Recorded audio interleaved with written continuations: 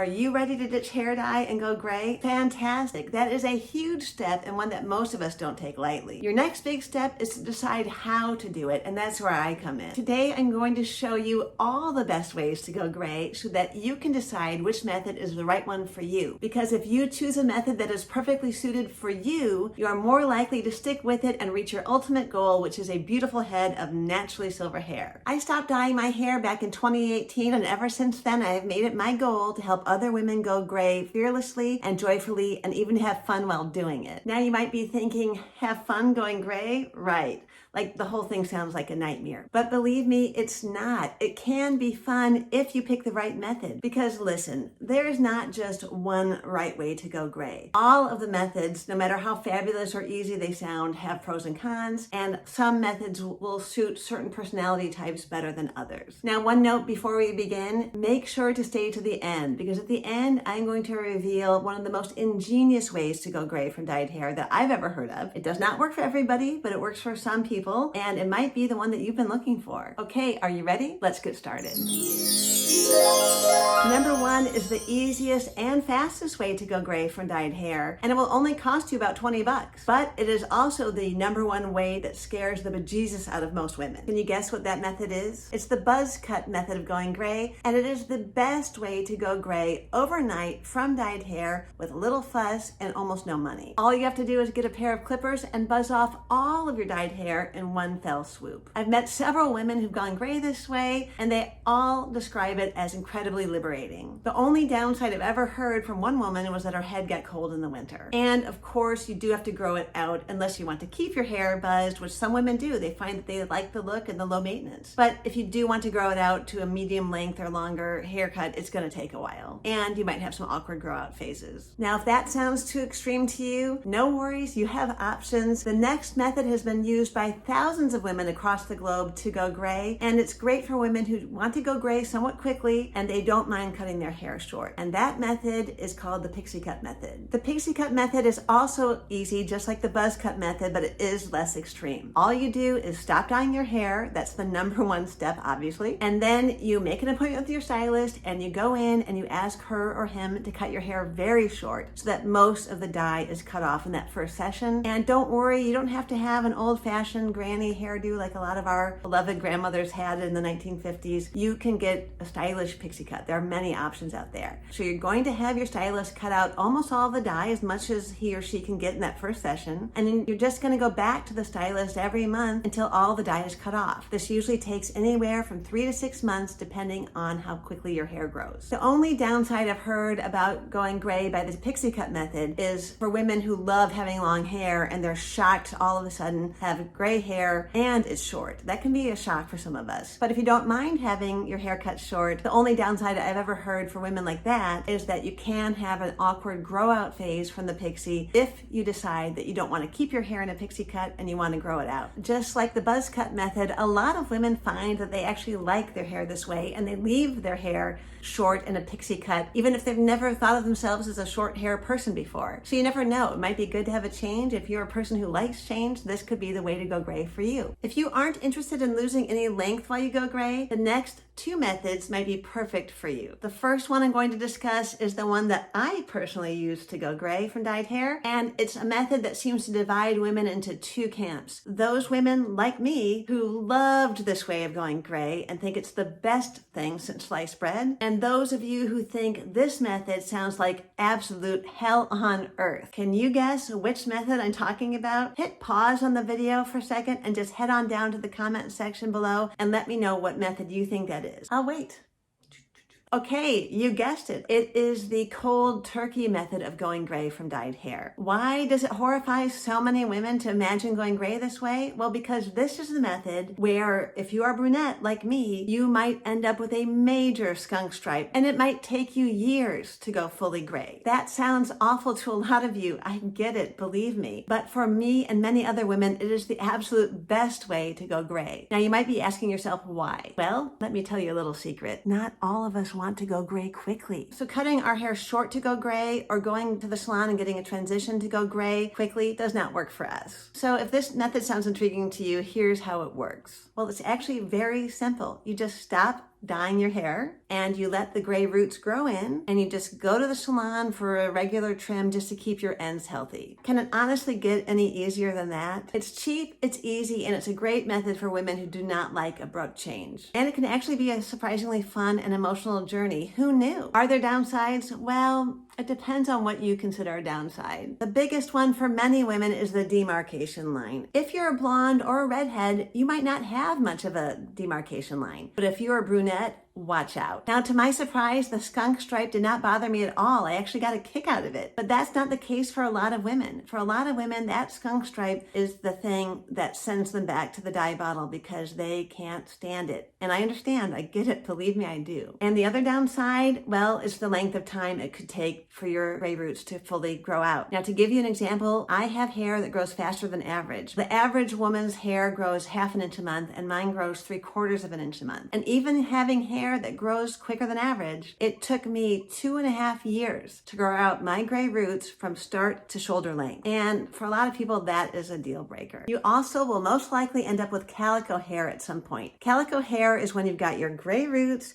you've got your fading dye, and you're also going to have some of your natural hair color growing in. And that's kind of fun in a way because you haven't seen, if you're like me, that natural color for 25 or 30 years. So that can be kind of fun. But imagine it mixed in there with your gray roots and your fading dye. That is when you get calico hair, and it can be hilarious, but it can also be really distressing depending on your personality. And if you're a dark brunette like I was, there's a very good chance that your fading brunette dye is going to take on brassy orange tones, and that can be a little maddening. Now, having said all that, having laid out all the downsides to going gray cold turkey, for me and many women, it was a great experience, but it's simply not for everyone. So it's good to know yourself and know what you like and what makes you happy before you choose to jump in and do it. Now, I've got a lot more great information to share with you about all the different ways to go gray, but before I move on to the next method, I did want to let you know, in case you don't know yet, I wrote a book called Every Which Way to Gray, and it lays out all of the methods of going gray, and it tells you the pros and cons of each method, and it helps you figure out which method is right for you. And there's a lot of other information in the book as well, including how to hide your demarcation line while you're going gray, the best products to use for your gray hair,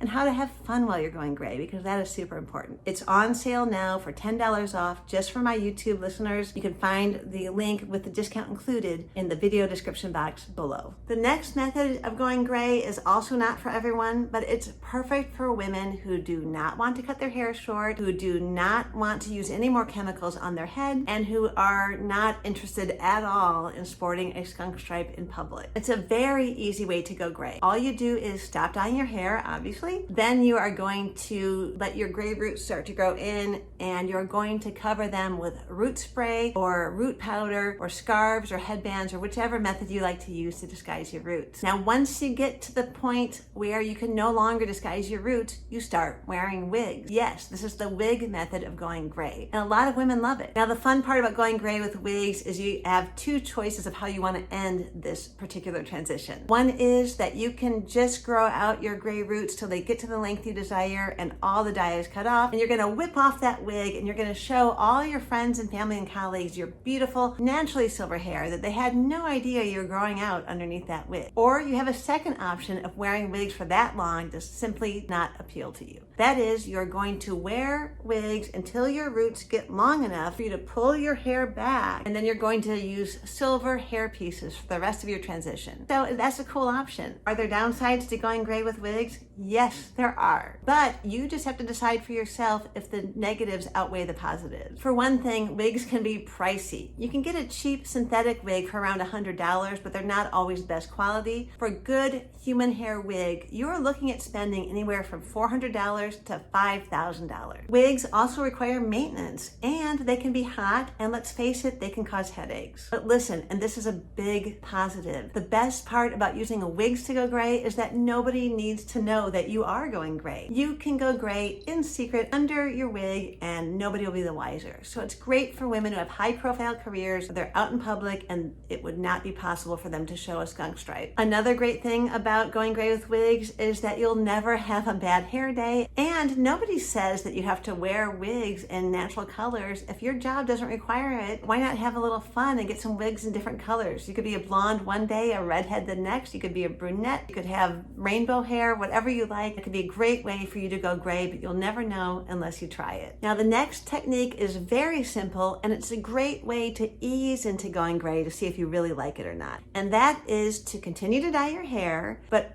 only grow out the gray in these two side pieces. So the money pieces, as a lot of people call them. Now, my friend Anne grew out her gray hair this way, and it was a great way to do it. She looked great, it was dramatic, it looked intentional and fun, and it really helped ease her into the full transition. The best part is it helps you see how your face will look and how your complexion will look with gray hair on either side. It's framing your face, and you'll get to witness firsthand the glow that a lot of us talk about, because that gray hair is going to reflect back onto your skin and it's going to make it glow. I'm sure you're asking, are there any downsides? What are the downsides? Well, there are some downsides. Just like with the cold turkey method of going gray, since you're not going to be cutting these gray streaks, they are going to go gray slowly over time. And that means, just like with the cold turkey method, you will have a demarcation line, even if it's just on that streak.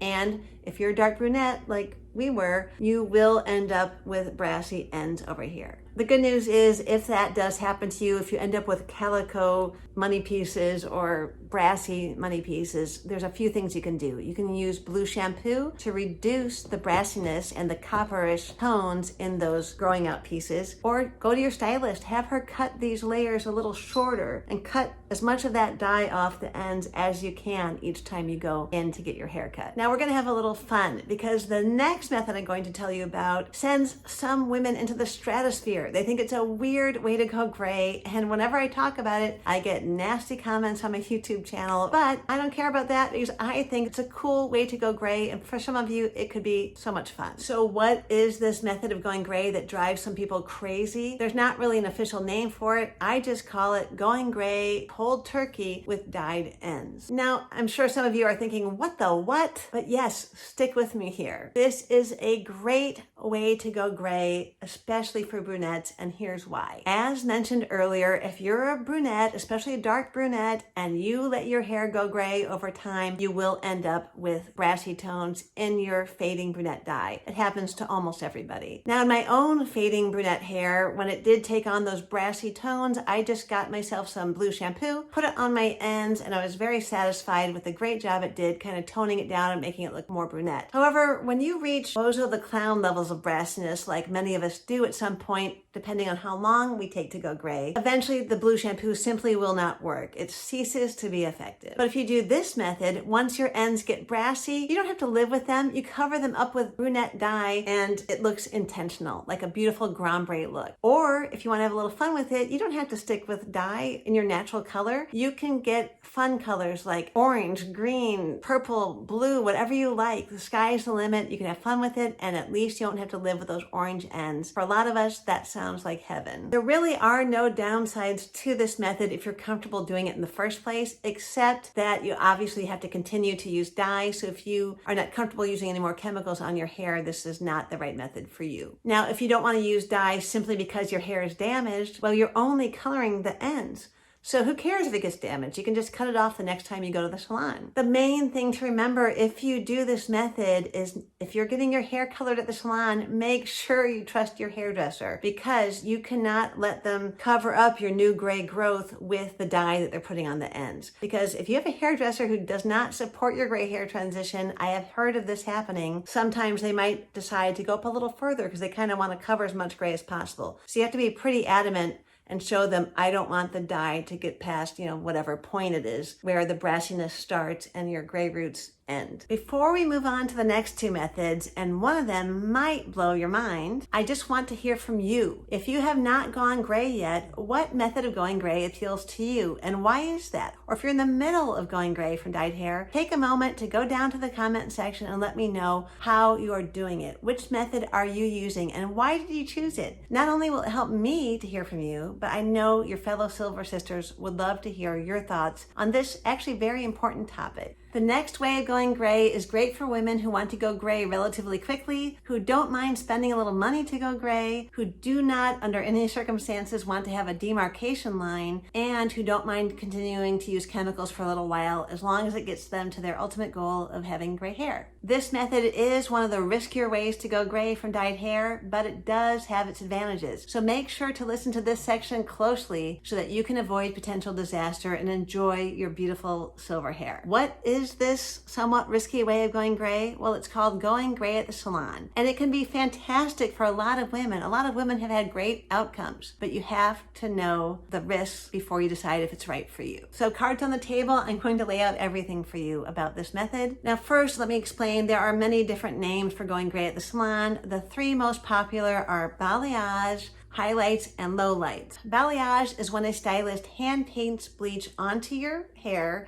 in order to create a more natural blended look. From what I understand, because I'm not a stylist, they usually start about mid-shaft and they go all the way down to the end. Highlights are a partial bleaching technique where sections of your hair are lightened. However, unlike with balayage, they are not hand painting the bleach, they are using foils or highlighting caps. Now lowlights, on the other hand, are the opposite. With lowlights, they take sections of your hair and they darken them instead of lighten them. Many stylists use a combination of highlights and lowlights to blend their clients' gray roots in with their dyed ends and to create a more blended effect. Another way some stylists use to transition their clients to gray hair is to use color remover to remove all the color from the person's hair until it gets as light as it can possibly go. Now, once it's as light as it can possibly go, they tone the base layer to make it match the gray roots. The salon transition is absolutely great for women who do not want any kind of awkwardness during their transition, and they also maybe don't want to cut their hair very short. They want to keep their length, but they don't want to have a demarcation line or a calico phase. Many of my readers, including my own mom, have told me that they could never have gone gray using any other method but the salon because it helped them commit to going gray and they could avoid that awkward phase and enjoy being gray relatively quickly. One important downside to consider about the salon transition is it can get quite pricey. Now, if you have very light colored hair, you might only have to go to your stylist for one session to transition to gray. But if you have dark brunette hair, it can take multiple sessions to get your hair light enough to tone. You might also have to go back to the salon for multiple follow-up toning sessions to keep your hair looking silver and to remove any warm or brassy tones. You might also find that you have to invest in some specialty products to keep your hair looking silver for as long as possible. Since harsh chemicals are involved in a salon transition, if your hair is already damaged or if it's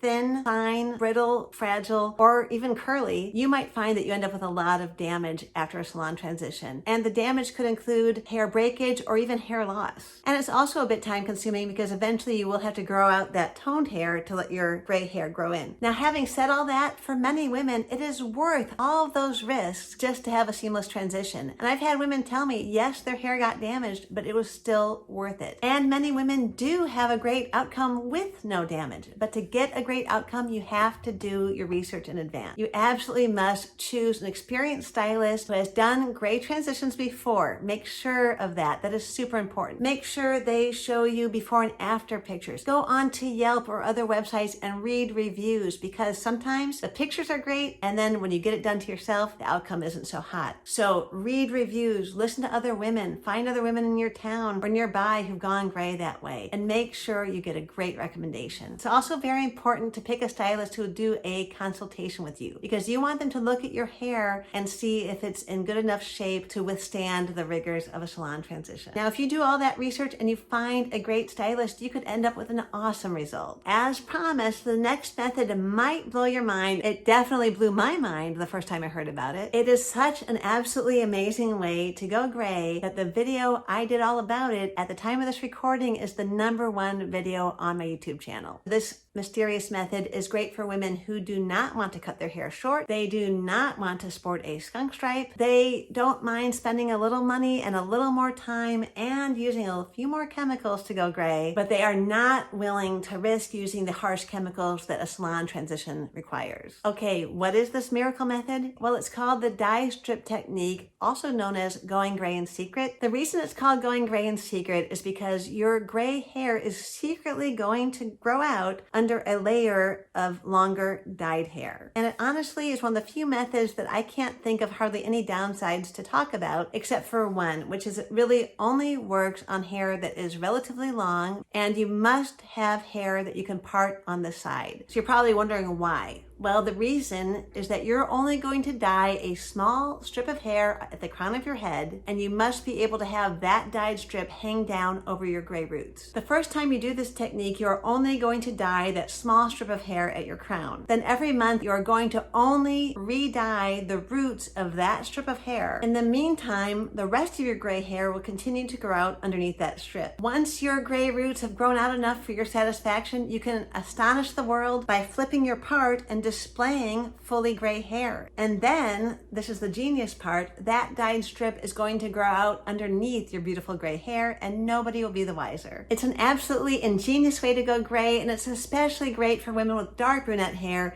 because it breaks up that visible demarcation line. You'll just have peekaboo highlights showing through. If the dye strip technique sounds like a method that you might like to try, head on over to my next video, which is the interview I did with Diana all about how she went gorgeously gray using this ingenious method. And thanks again for watching. I'll see you soon.